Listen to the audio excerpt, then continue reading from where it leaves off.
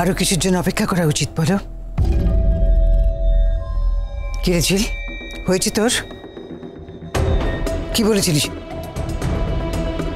বিয়েটা হয়ে যাক, ডিভোর্স পেপারে সই করে দিবি। দিবি তো আজ? আজই?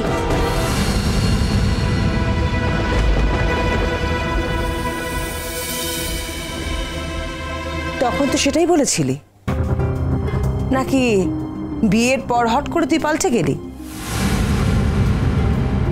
নাকি তোর বস্তির লোকদের পারমিশন নিয়ে তারপর করবি?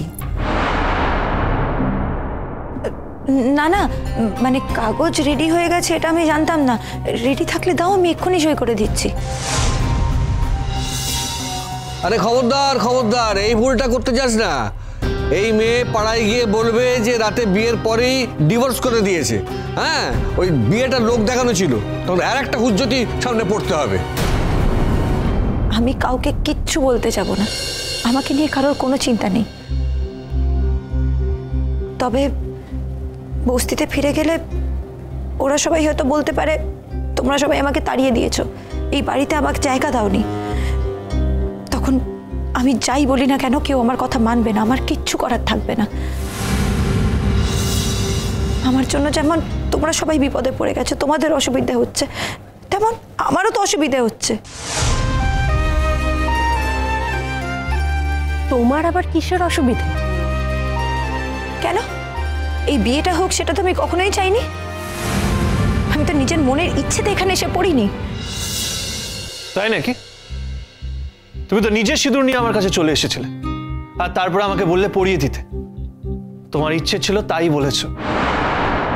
না, ইচ্ছে ছিল বলে আসেনি,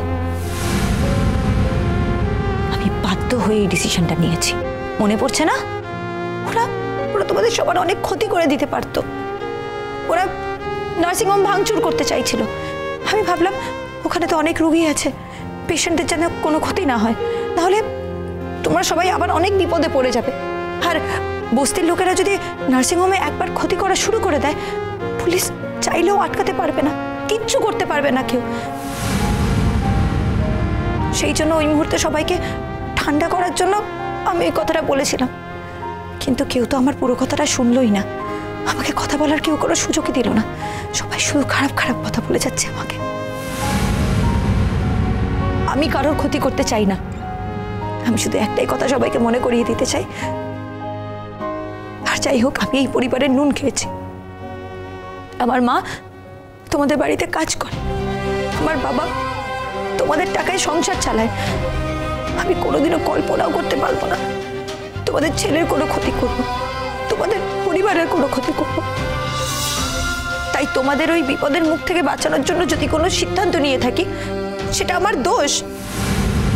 দোষ গুণ পরে বিচার করবি ঝিল, আগে বিষয়টা কোথায় দাঁড়িয়ে আছে আমরা সবাই বুঝি, তারপরে কথা হবে। বড় বড় কথা বলিস না। ঝিল দিদি, এখন থেকে কি তোমাকে আমি বৌদি ভাই বলে রাখবো?